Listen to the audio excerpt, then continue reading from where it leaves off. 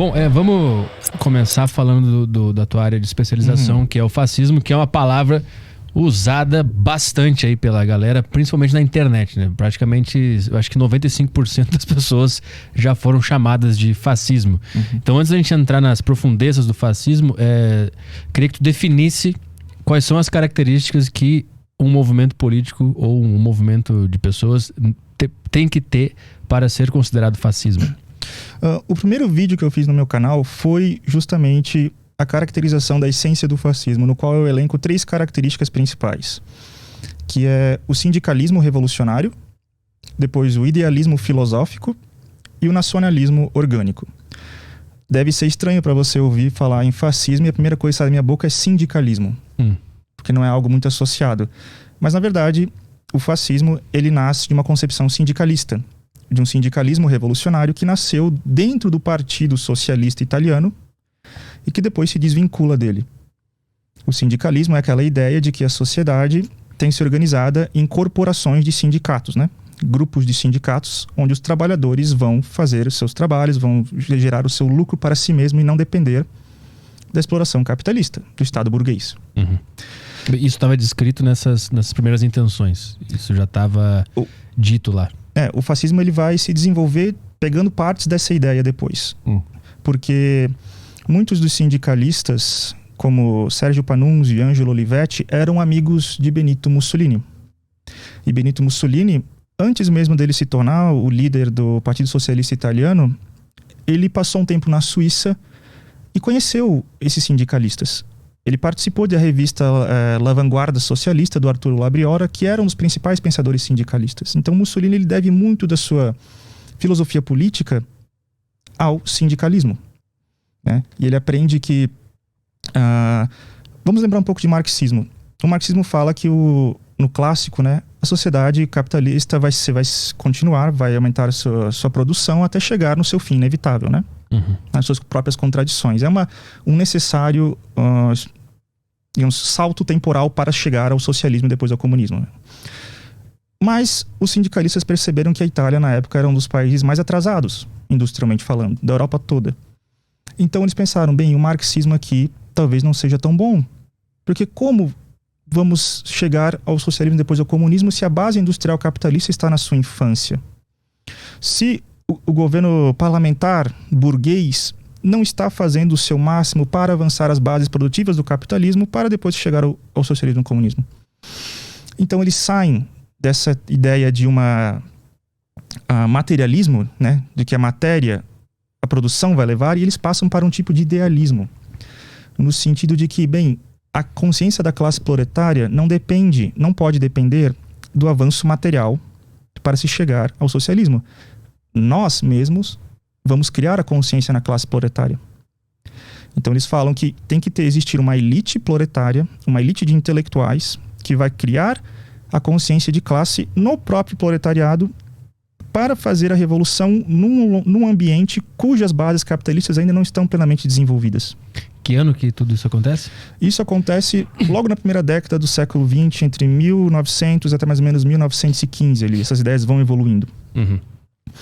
E Benito Mussolini ele é profundamente influenciado por essa corrente sindicalista. Ele começa a sua carreira intelectual como um marxista ortodoxo, porque o pai dele, que era o Alessandro Mussolini, era um anarquista que depois vira um marxista, no final do século XIX. E ele lê a primeira tradução do italiano do Capital para o filho desde que Benito Mussolini era criança. Então ele cresce já com uma influência muito forte do marxismo e de um socialismo revolucionário meio romântico do próprio pai. Tanto que ele fala numa entrevista em 1932, quando ele já era, né, o Duce, de que se não fosse a influência do pai dele, ele não teria se tornado um revolucionário socialista e nem um fascista. Então Mussolini ele começa como sendo um marxista, mas aí ele também começa a ter influência desse sindicalismo e começa a pensar que a revolução pode ser feita sem esperar a evolução da base material da sociedade capitalista.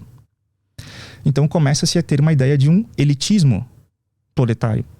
Tem que ter uma elite de intelectuais, uma elite de pessoas capacitadas para mobilizar a consciência de classe da classe proletária, para criá-la, se ela não existiu por causa da base material inexistente.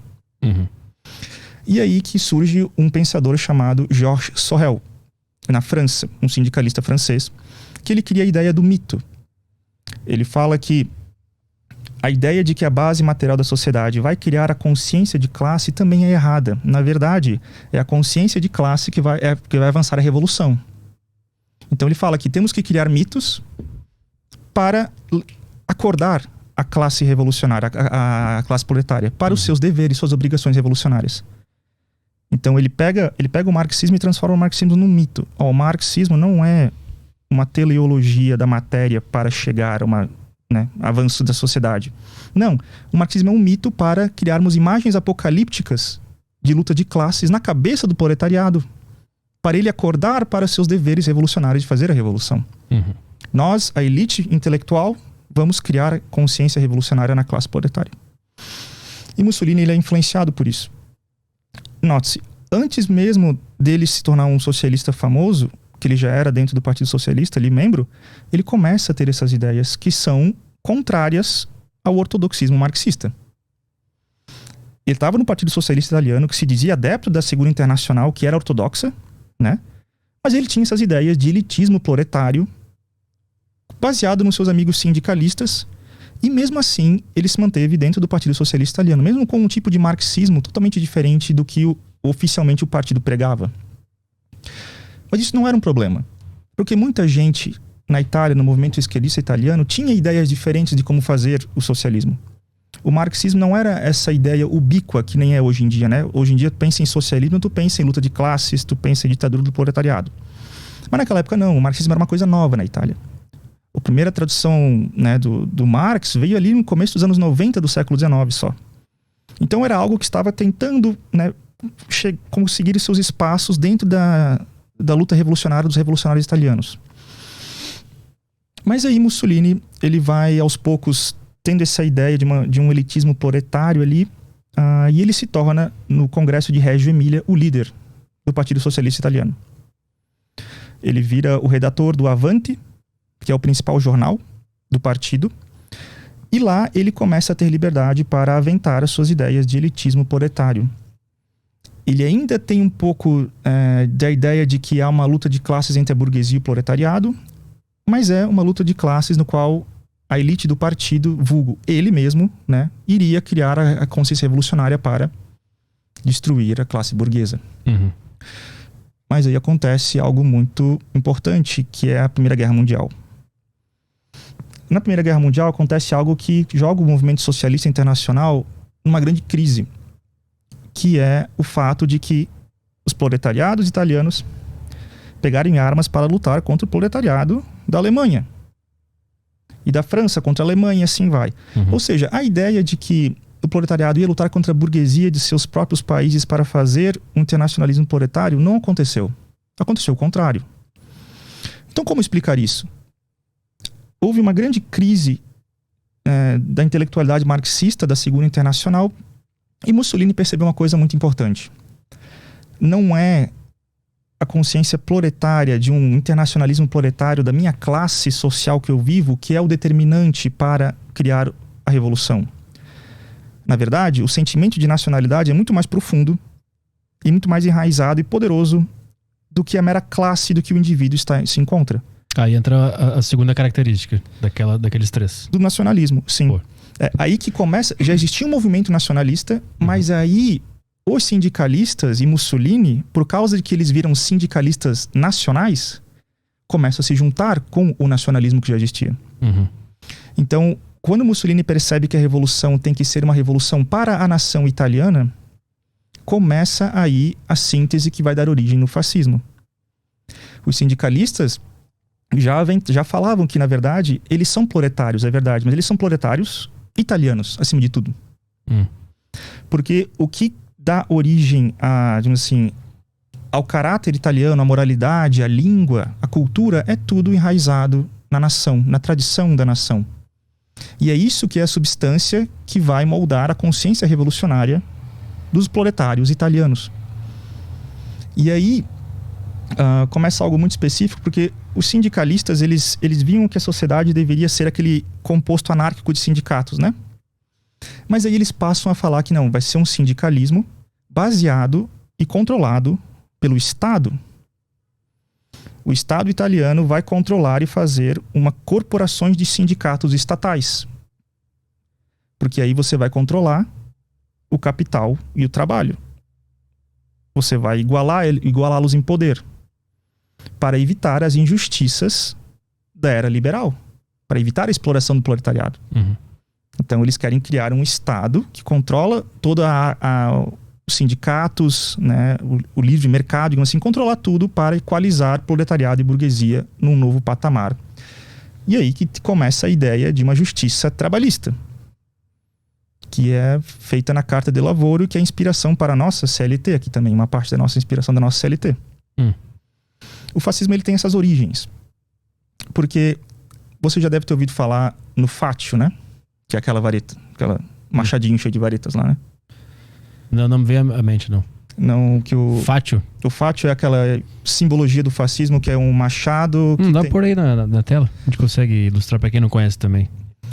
Muitos, se você procurar no YouTube, a maioria das pessoas fala que foi... o Mussolini pegou da República Romana, porque é um símbolo romano antigo, né? Mas na verdade não.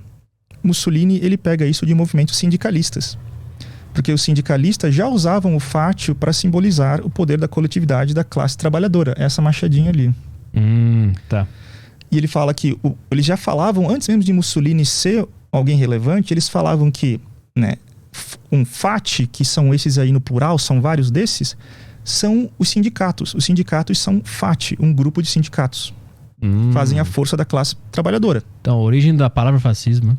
A origem da palavra fascismo, do termo político fascismo moderno, vem de um movimento sindicalista que utilizava esse símbolo. Interessante. Que teve início na esquerda revolucionária italiana. Mussolini, ele aprende isso com os sindicalistas e ele se utiliza isso para fazer o seu próprio movimento depois. Entendeu? Aí entra junto com, nessa mistura, todo o idealismo filosófico. Que é o terceiro ponto. É o terceiro ponto. Eu já vou falar aqui que, na verdade, tentou-se fazer essa síntese, né, desses três elementos. Não deu muito certo, tá?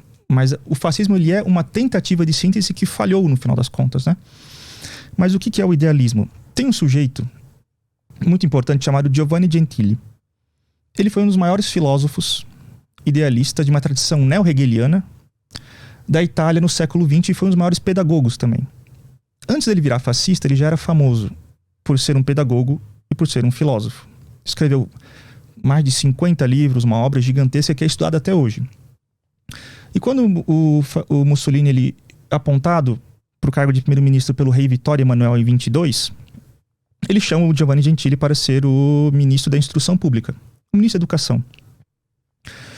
E Giovanni Gentili começa a tentar colocar a sua filosofia idealista dentro do fascismo para dar uma justificativa filosófica para o Estado que Mussolini quer fazer. Então eles têm que pegar esse sindicalismo nacional e justificá-lo numa base idealista. E isso resulta naquele famoso livreto A Doutrina do Fascismo. Que é o único texto fascista traduzido aqui para o Brasil, é esse livretinho A Doutrina do Fascismo. Que dizem que está escrito por Benito Mussolini, mas na verdade metade desse livreto foi escrito por esse Giovanni Gentili, como um ghostwriter, né? E a ideia de Gentili, eu não vou ficar falando de idealismo filosófico, que é muito, né, abstruso e tal, mas a ideia é assim, vamos pegar o exemplo da linguagem. Nós dois falamos português aqui, né? Não existem linguagens privadas. Eu não tenho a minha linguagem, você não tem a sua.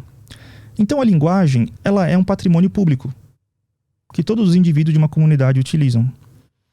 Então Giovanni Gentili fala que não tem como existir um individualismo liberal, atomístico, porque sempre o indivíduo depende de um patrimônio público coletivo muito mais profundo e importante do que a sua mera vontade individual, que nem a linguagem. Mas ele estende isso para a moralidade, para as regras de conduta, né? Que a nação fornece para ele. E o representante da nação é o Estado. Logo, quando você aceita as regras de conduta do Estado e segue as regras de conduta do Estado, é que nem você estivesse aceitando as regras de linguagem que nós estamos falando. Elas são necessárias para nos comunicarmos e nos tornarmos indivíduos racionais. Logo, ele fala que o Estado, ele é intrinsecamente, ele se encontra intrínseco ao indivíduo como uma potencialidade. Ele é interior homini. Então, se o indivíduo depende das regras de conduta, da moralidade, da linguagem que é fornecido pela nação, que é representado pelo Estado, então quer dizer que a vontade do indivíduo é muito parecida ou coligada com a vontade do próprio Estado. Então existe uma vontade geral representada no Estado, que representa a vontade de todos os indivíduos, porque todos os indivíduos dependem do que o Estado e a nação fornecem para eles. E aquela famosa frase, tudo no Estado, nada fora do Estado e nada contra o Estado, que já ouvi falar por aí, alguém falando do fascismo, foi escrito por Giovanni Gentili na doutrina do fascismo, baseado nessa ideia. Não existe nada fora, contra, e tudo é dentro do Estado, porque o Estado e o indivíduo, na filosofia de Giovanni Gentili, são a mesma coisa. Tudo que o Estado decide, tudo que o Estado fala, é a vontade dos indivíduos que ele representa, por excelência.